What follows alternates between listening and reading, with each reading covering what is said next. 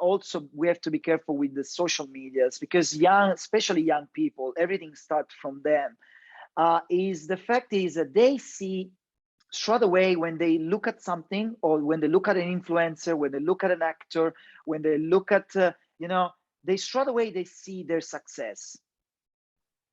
No, those people are there and they're doing what they're doing, no matter what, if they're actors, singers, photographers, whatever they are, is because they've been failing many times.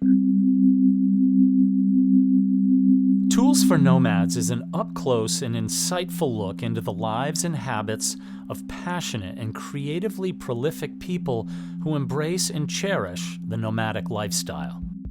Brought to you by Top Drawer. As creative professionals, we know the nomadic lifestyle is as much a mindset as it is a way of being. Visit topdrawershop.com or visit one of their dozen-plus meticulously outfitted shops in San Francisco, Los Angeles, Boston, Berkeley, Chicago, and Tokyo. topdrawershop.com.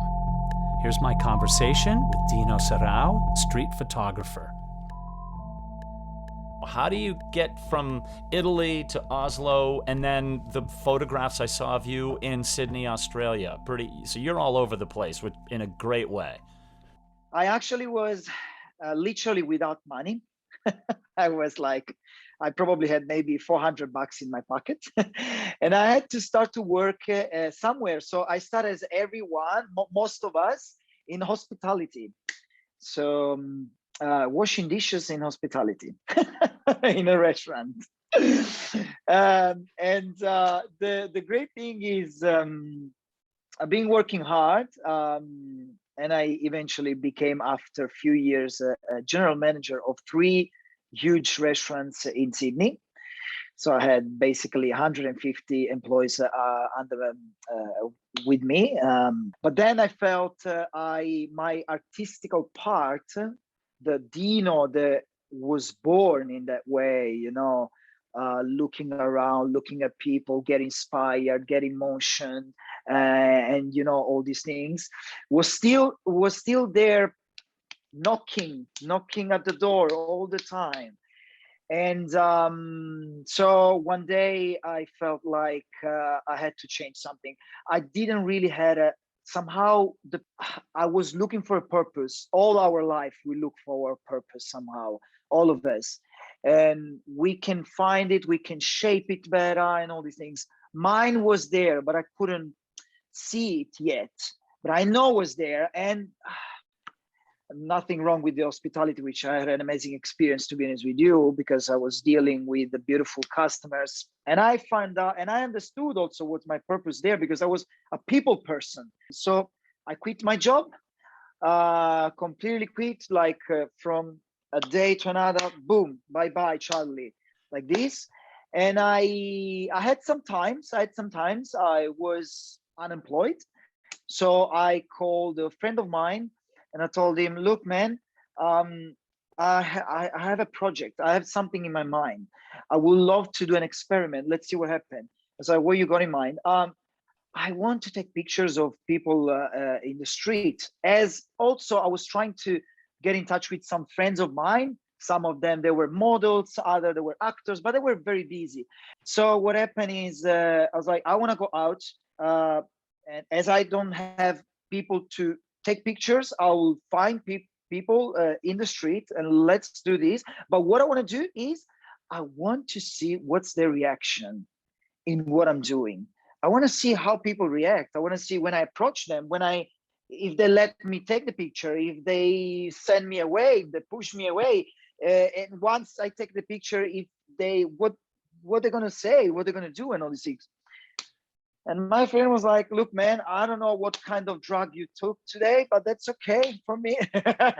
So, all right. Okay, so let's do this. I was like, yeah, I was like, I'm like this, So, it's all about, this is also something that I suggest many people, my fans and my followers. It's sometimes people feels like, I'm afraid of what's going to happen. I'm afraid maybe the response is very bad. What's the worst case scenario that can happen? What, you receive a no? just ask, just do, just, there's nothing wrong with it. And then the more you do, the more you get yourself in motion, the more you will get motivated to do. So, and that's what happened to me, because at the beginning, to be honest with you, I was excited, but at the same time I was terrified. I was very like, but then boom, it's all about stepping out of the comfort zone, and let's do it. Let's do this. Amazing. So, yes. Dino, I'm like really inspired. And there's something about a photographer, especially a street photographer, a person who's so inspired just by the beauty of every individual. And your curiosity is bursting through the screen right now about just loving how different people are and finding beauty in all of it. And so as I scroll through your Instagram feed, your TikTok feed, some of the other places I've been, your website as well, I see you approach some people, and at first there was one gentleman, I believe this was in Oslo, a gentleman who seemed pretty cautious, like, I don't really like cameras, I don't like looking into cameras. And there's just something, you kind of put him at ease. And so how do you approach that? Like, excuse me, sir. And there's this guy walking down the street with shopping bags in his hand, and he's like, is he about to be mugged? Right? And you did it. And all of a sudden you've got these penetrating eyes looking back into your camera of this man. You just transformed him. You just changed at least his day. It's crazy. This is exactly what happened with that gentleman. And many people will recognize him because his name is Rolf. And he was with a shopping bag. Yeah. Literally, that photo shooting took literally 5 minutes, because he was in rush. He was very skeptical. So I didn't want to bother him much. So fast that he not even had the chance to and probably he didn't want to put the bags on the floor, on the ground. So I literally was waiting for my cameraman, my friend, to come and meet me at a certain point.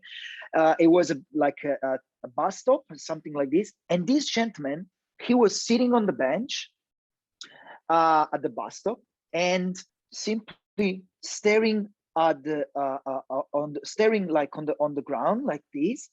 And I saw him, and I was like, oh my God, but this is amazing. I was like, this gentleman could be, I don't know, like the cover of a book or a poster of a movie. I don't know. I was like, but I felt like this gentleman by himself. It was very emotional, this picture for me. It was, and I was looking at him, and like this, it was thinkative and lost in some thoughts. I don't know. But I love that. It was really poetic, this moment. So I felt so, and I was like, oh, now I have to take a picture of him.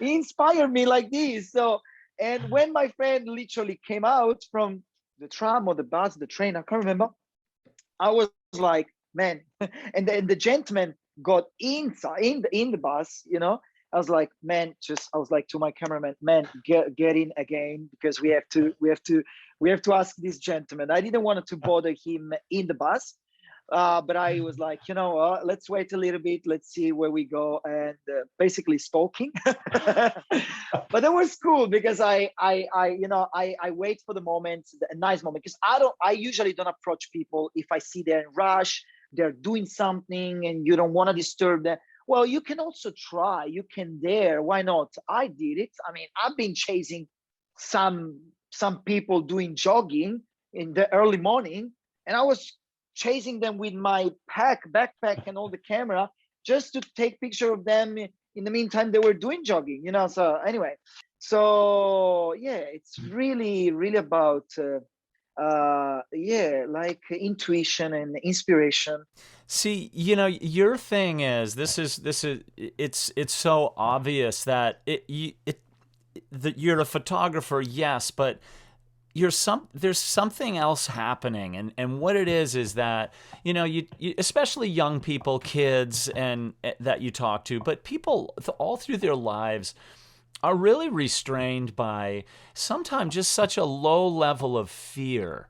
But this low level of fear of especially youth and young people who are still looking for a way, trying to say, I kind of want to be like this person or that person, as opposed to just going, what's coming, what is pouring out of my heart, just going with intuition. And people don't trust their intuition, and we get clouded up in this desire to be something other than who we are, man. And like, I don't know who your mom and dad were, but whatever they did, man, like, you just like, no, I'm me. I'm Dino. I'm going for Dino. And if I fail, if I fall flat on my face, I could care less, man. It's not even the photography thing. You're just go with your gut, You got it. You completely got it. The message. I'm very, very, very glad that you're saying what you're saying. And I want to add also the thing is, as someone once told me, it was like, Dino, people live today in a culture of rejection. Why is that? Because we receive every day, we receive the wrong, how can I say, the wrong influences, the wrong subliminal messages. That's the thing. Because especially, it's sad to say that, but it's the truth. Television, for example, and now also we have to be careful with the social medias, because especially young people, everything starts from them. The fact is that they see straight away when they look at something, or when they look at an influencer, when they look at an actor, when they look at, they straight away, they see their success. No, those people are there and they're doing what they're doing, no matter what, if they're actors, singers, photographers, whatever they are, is because they've been failing many times. That's why. So that's another thing. Actually, I'm working on it, is starting to upload some of my failures as well, even if I actually did in few of my videos. And I actually show in my videos, when someone tells me no, please, or well, if they insist, I don't want to insist, so I cancel everything and let's move on. I don't want to bother too much people. But when I notice that actually is not because they really don't want, it's just they're a little bit insecure, so I show people that I'm not just insisting, I'm just keeping going on that path, and shows. But in that case, I failed already once, because the person was like the gentleman that you were talking about. He was like, oh, you know what? I gotta be honest with you. I don't really like when people, when I'm aware that I'm in front of a camera. You should have taken picture of me when I wasn't aware, and then you can keep it. You could do whatever you want. I don't care. I was there telling you completely right, but I want to be honest with you. If you allow me, in a nice way, if you allow me to take a couple of pictures and then I'll show it to you, you like it, we keep it. And I'll send to you, I'll give it to you. They are your pictures and everything. You don't like it, I cancel. Everything happens today. It's very simple as that. What do you think? Oh, okay. And people start to realize, what I have to lose. What I have to lose. This guy is not asking me money. This guy is not, you know what I mean? He's not asking me. Actually, he's asking me to show me something, Anyway, people see, especially young people, they got with this mindset. Oh, I want to become like that, but I'm afraid to fail. Wrong. You have to fail. Failure, I told you, failure is the best part. Failure, right. It makes you aware of your capacity, and also gives you motivation to do more next time, to do better next time. So, and obviously, I want to be honest with you, it's also about the way we surround ourselves. Because I've been surrounded, and I surround myself of people that they were like, Dino, can I tell you something? What you want to do, it's crazy, but I like it. So let's do this. Boom. If I had someone around me saying, come on, why you want to waste your time in the middle of the street to do what's the purpose? Are you going to make money with this? What are you going to do with this? You want to open up a photography studio because you go around? No, I'm doing because I have a passion for this. I have passion for people. So I want to do that. You're listening to my September 2021 interview with street photographer Dino Serrao from his home in Oslo, Norway. So Dino, I'm fascinated with what is the equipment, what is in your bag, so to speak, when you get up to go work, or do you have a go-to rig, and is it evolving, or is it boom, lock it down, one lens? Like, how do you do this? I literally started with a smartphone to record the behind the scene of what's going on. Literally on the hand, my friend on the holding the phone and recording, and I bought a little compact camera with interchangeable lens. You can change the lens, and I started with that. And I can tell people, because many people ask me, oh, what camera are you using? Guys, it's not all the time about the gear, because I saw people taking amazing pictures with the cheapest camera or the cheapest smartphone. I don't know. Yes, I started with that, and then obviously slowly. This is because because I need some options, and I wanted to do something also for some external job, external to my project, because that's my project. Then obviously I'm collaborating with brands now. I'm collaborating with medias and so on. Mm-hmm. So yes, I'm using now a camera, a better camera. Obviously, it's my camera, mirrorless. It's a Sony camera.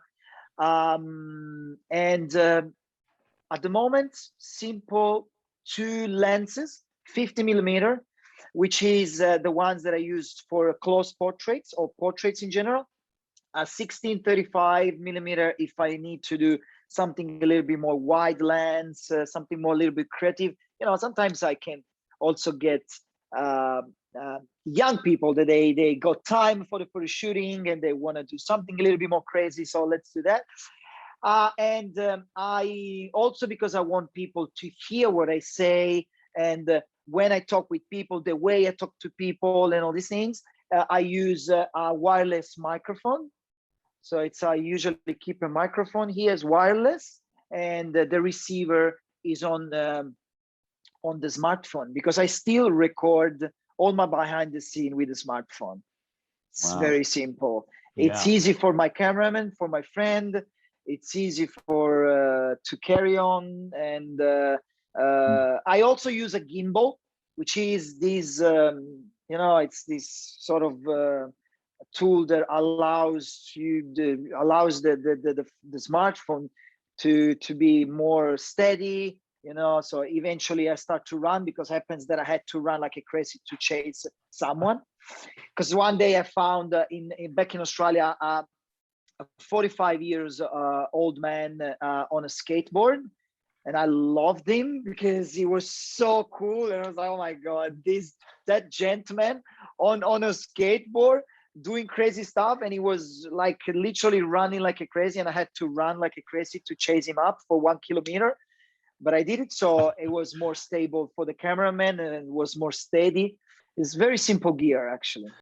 So outside of photography, what kind of gets you going? Are you a big music MP3 guy? Do you read books? Like where do you gain some of your inspiration? Is it seeing the works of other photographers, or what's your thing outside of this, of the work and the street photography?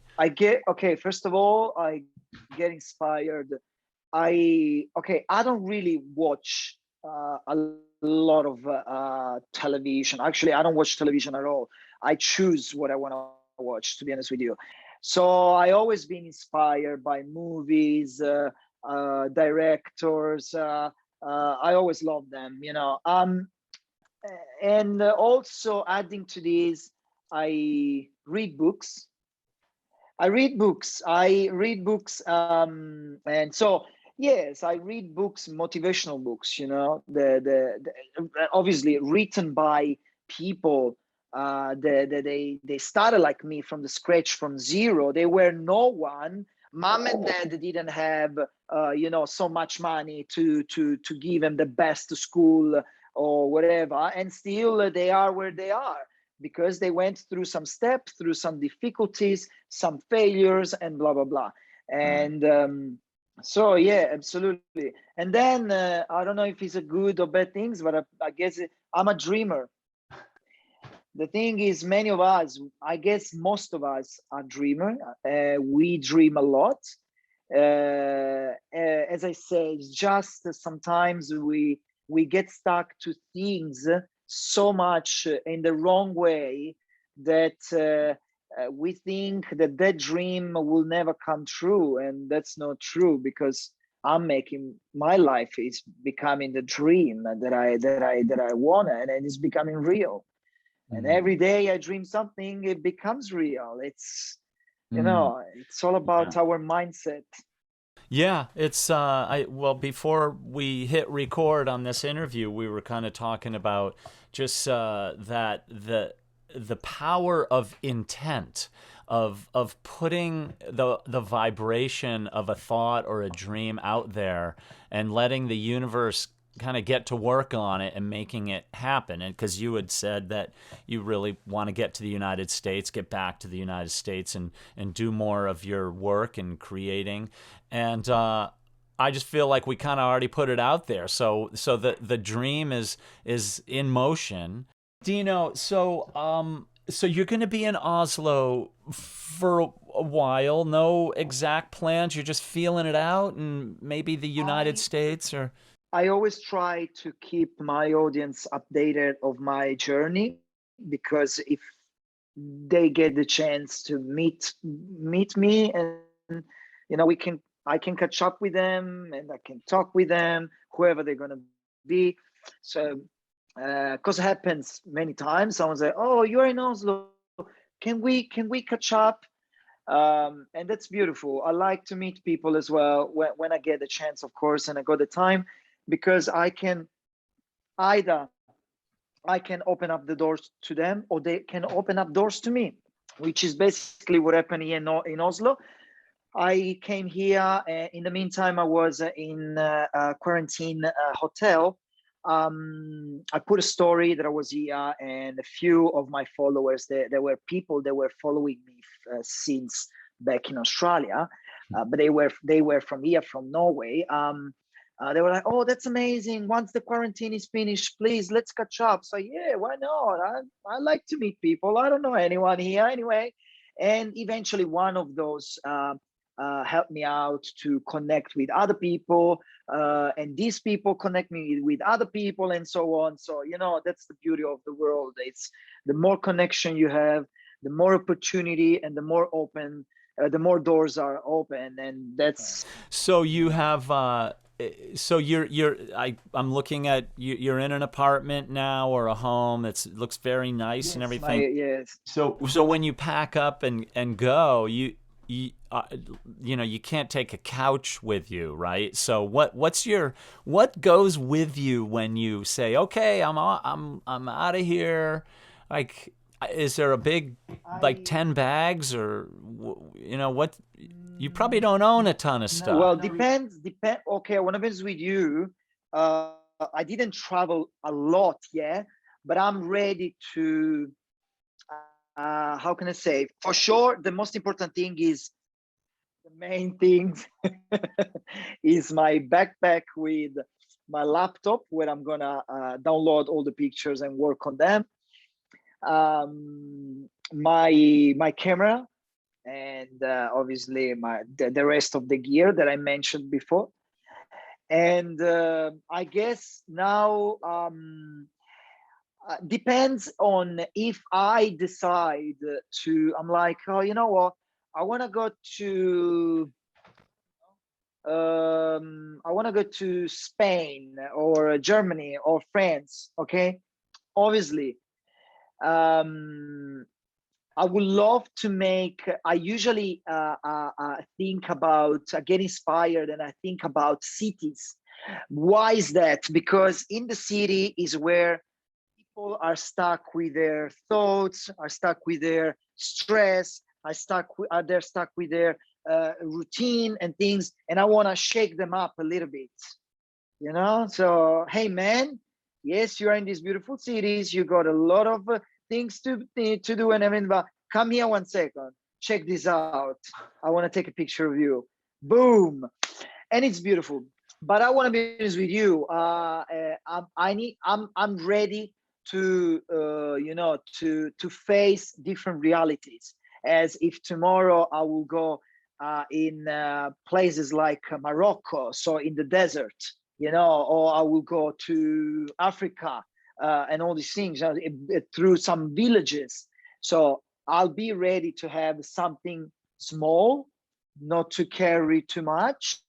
And even if on the way something happened and I lose it, the important thing is I don't lose my camera, my laptop. Right. The main things. Then Right. if I lose the rest of the clothes, who cares? No problem. All right, man. Dino, it's so good talking to you. You've been so generous with your time. That's awesome. I can't wait to meet you in person, and I will take beautiful portraits of you. That's... Because you're the type of person I would stop straight away. I swear, God. Oh, yeah. I swear. I will stop you straight away. Thanks for visiting Tools for Nomads, an up-close and insightful look into the lives and habits of passionate and creatively prolific people, like Dino Serrao.